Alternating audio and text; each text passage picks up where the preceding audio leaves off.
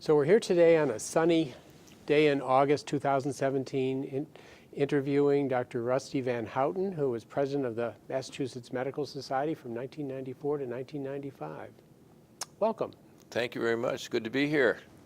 So what were the front burner items when you were president? The front burner items that came up when I was president were particularly the Board of Registration of Medicine at the time. There was a Globe Spotlight article that had appeared just before I came into office suggesting that the Board of Registration was not doing its job and that there were so few of the 50 states we had revoked licenses. We were number 50 in revocation of licenses, and the Spotlight team thought this was evidence of a weak board and that they needed to get tougher with doctors. And so at the time, only 40% of our license fees were going to support the board. And so we were pushing for better funding of the Board of Registration of Medicine to give them the assets that they needed to do their job. And then the whole issue of physician profiling, out of that whole doctors not doing their jobs, the patients need to know what's going on, information needs to be provided. The whole concept of releasing information to the public came to the fore. And how you release information, and we worked a lot that year, and the head of our legislative staff, Michael Kelly, I believe his name was, made the recommendation to the officers that we work with the legislature and support the release of information in its proper setting. For instance, malpractice cases, if a physician was guilty of malpractice and found guilty, that information could be released, but it had to be released in a sense of his particular specialty. You know, if he was OBGYN or orthopedics, they happen to get sued much more frequently than a primary care doctor or a radiologist or a pathologist, et cetera, et cetera. So we supported the release of information in its proper context. And this sort of became known as physician profiling. And we developed the concept during my year in the presidency, and we were the first state to come forth and support this type of information being released. And eventually the came into legislative passage during the term of Joe Hayman's presidency a year and a half later, and Joe is on national television, Today Show and things like that, talking about how the physicians of Massachusetts felt information about doctors should be released in the proper context. That must have been controversial among the membership. It certainly was. It certainly was. I mean, it's, I don't think we're lost members over it, but it certainly was a controversial issue. There were those that thought that was not the right thing to do, but I think our approach was that information needed to be provided, and it was better to work with the legislatures to make it happen in the appropriate fashion.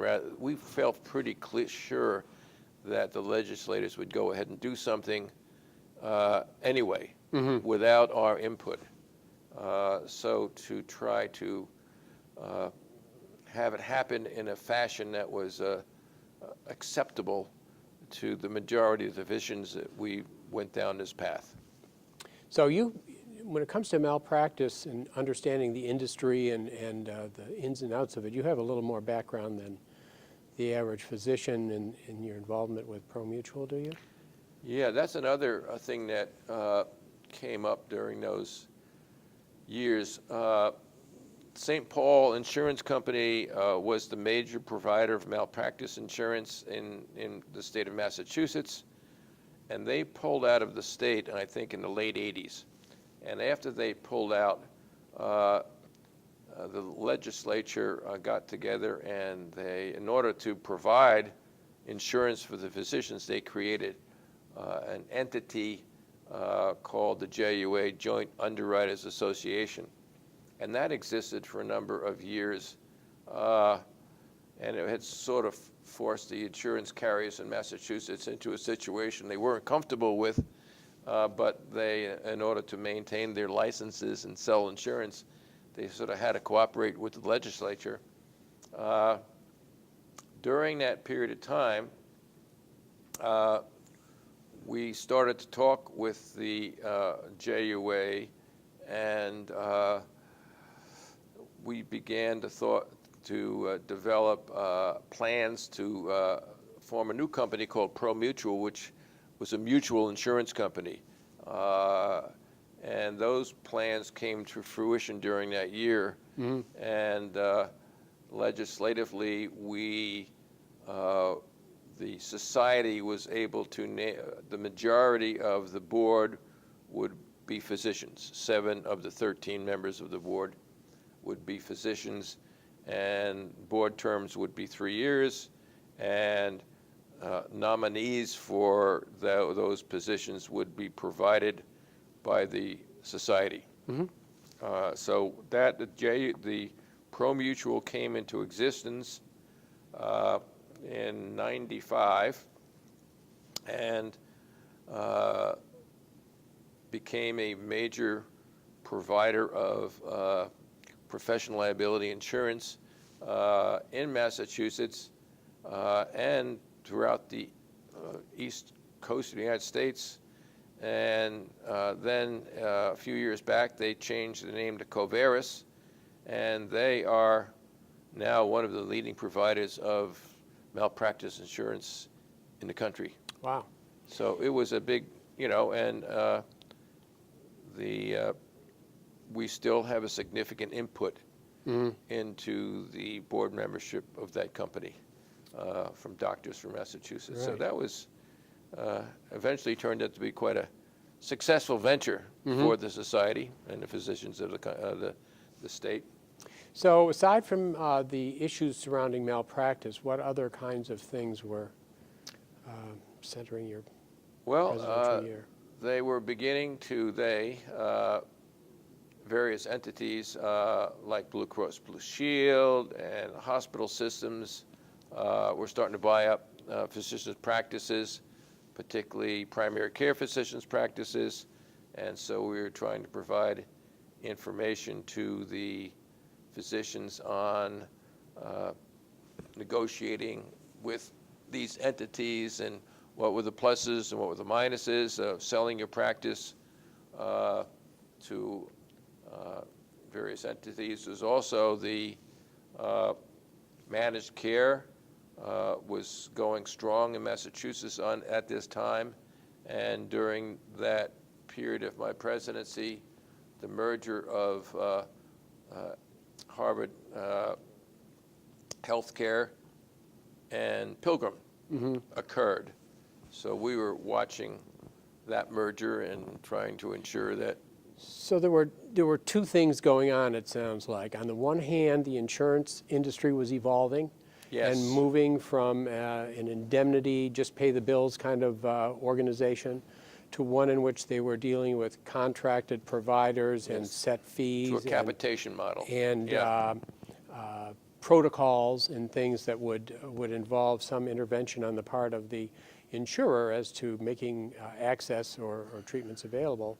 On the other hand, you're also referring to the notion that physicians were beginning to move from a private practice model in which they were in solo practice or small groups predominantly Yes. into Larger groups. these consolidated larger entities, almost like both sides of the economic equation were bulking up. Yeah, it was a challenging time for the physicians, and they had been in practice for many years, and they were used to dealing with the fee-for-service or insurance products that were based on indemnification, and all the industry was moving in towards a capitated type of model, and capitation was threatening to a lot of physicians because they felt it would limit their options in caring for patients, and particularly if there was a patient who was very sick and very needy. They weren't sure how the capitation model would work for the, if they only had a small group of patients, how that would affect them, because they were being put at risk now in a capitated system. And so it was a challenging time, and people were nervous about moving in that direction. They didn't think it was the right thing to do. It would hamper their ability to care for the sickest of the patients. So there was a lot of angst among physicians at that time. With good reason. I think this was an issue in which insurance companies, which are in the business of assuming risk, were shifting risk to physicians who were in the business of providing care, and operating under the assumption that the physicians somehow knew in advance how to save money. And physicians also did not have the bulk in their organizations to be able to absorb losses. And so that ill feeling, I think, was well placed. Yeah, you needed a large volume of patients to sort of absorb the risks involved with having one very sick patient or 5 very sick people there. So you need thousands or hundreds of thousands of patients to dilute the risks. And you also needed reinsurance, which is the concept that if, for instance, a group of patients are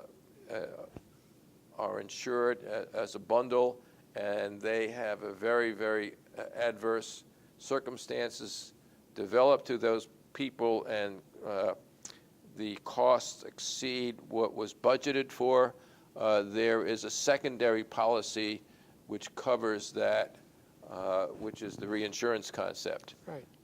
So that had to be thought about and added into this whole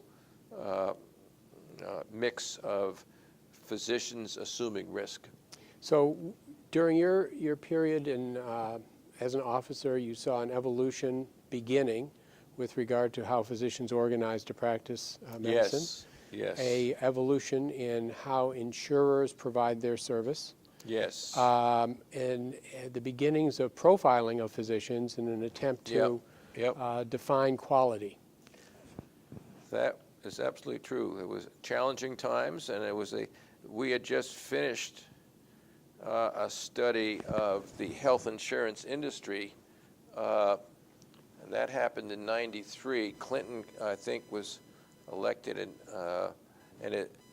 he was in office at the time, and Bill Weld was governor, and so I forget the president that appointed an ad hoc committee to study health system reform. But I think I chaired that committee back from '91, '92, and Bud Relman was on it, and we had a lot of interesting issues came up and how we were going to go forward, because everyone thought all the patients were entitled as a right to have health insurance, and that we had 600,000 people in Massachusetts at that time who did not have health care insurance, and therefore they rarely would go to a doctor. They'd go to an emergency room in extremes, and no one thought that was the right thing to do. And we had long debates in meetings and how we were going to accomplish getting insurance for these people, how they were going to be provided with insurance, and the single-payer advocates were there, and they were very strong in their advocacy of a single-payer system. Again, at that time, it didn't seem likely that we could accomplish that in one felt swoop. Right. That the forces of the insurance industry and the hospital industry and the pharmaceutical industry were not yet developed at that point where they would move for single-payer systems. So we thought for the time being a more pluralistic approach was appropriate. And that was the beginning of what eventually became Romney Care.